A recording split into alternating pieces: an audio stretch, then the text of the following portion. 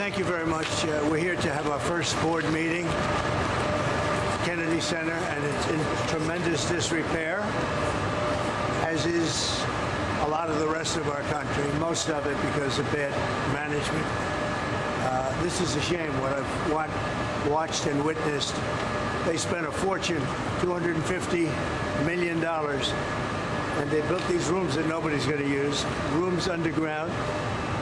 And I've often wondered, what are the big cubes that they have outside that block the view? They're cubes with a door in them so that people can get down to rooms that nobody's going to use. And it's a shame. It's a shame. The other thing is we're going to have a little problem with some people that work here. We had Lee Greenwood wanted to sing a little song today, and because of the cost in the union structure, for him to sing a song just for the board, just a board meeting, it was going to cost $30,000. That doesn't sound too good. They wanted $30,000 to move a piano, so you can't have that.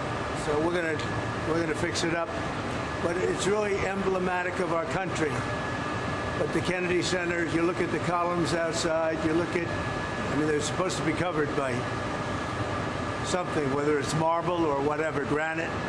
They were never covered. They were painted. But bringing it to more modern times, a lot of money's been given to it, and the money has not been properly spent. They built rooms underground with no windows, no nothing, that will not be used ever. You're not going to have people use them.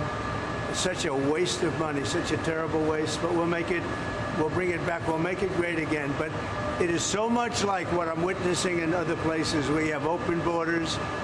We have men playing in women's sports. It's all the same thing. It's all the same mentality and thinking. So I'm very disappointed when I look around.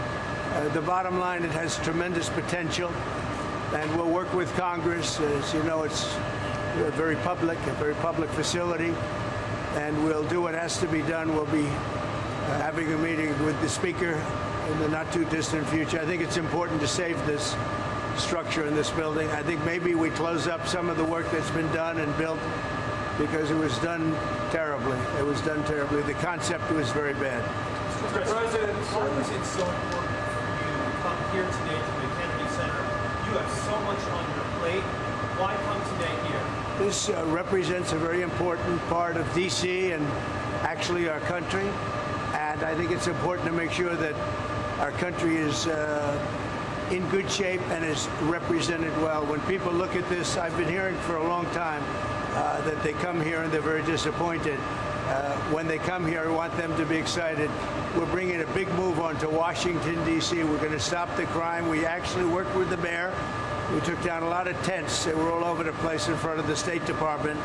And they did a good job of that. I was very happy with what the mayor did. She was able to get them out quickly and at my direction and at the direction of the administration.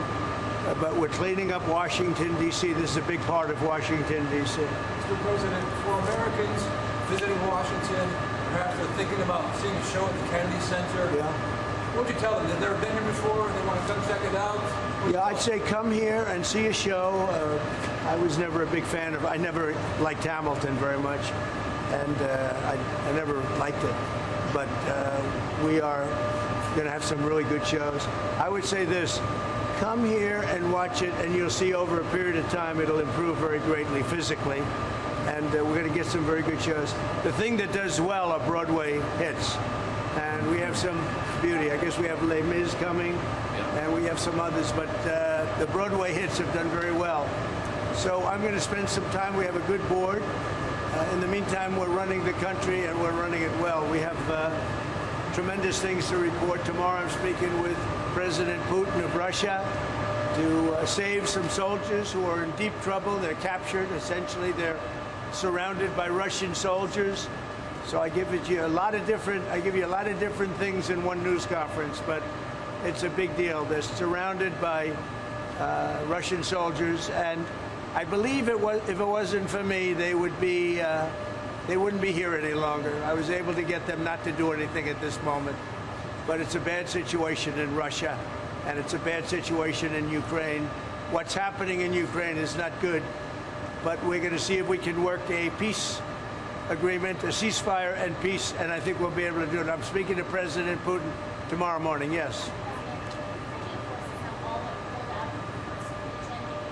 Yeah. Do you think there was any effect of the calls on aid and intel to Ukraine that may have contributed to this loss of No, not at all. No, not, really the opposite. I think it was appreciated, and we have to understand, and you have to understand, that if I see somebody doing something bad that's going to cause a lot of death, the only reason I'm involved, and this is Russia and Ukraine, but a lot of people, it's humanity. I'm involved for humanity. A lot of people are being killed over there, and we had to get Ukraine to do the right thing. It was not an easy situation. You got to see a little glimpse at the Oval Office. But I think they're doing the right thing right now, and we're trying to get a peace agreement done. We want to get a ceasefire and then a peace agreement. Who you with?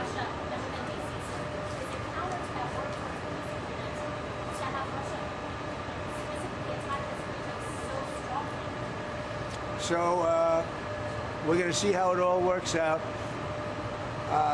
This was Joe Biden's deal. This isn't Trump's deal. This is Joe Biden's deal.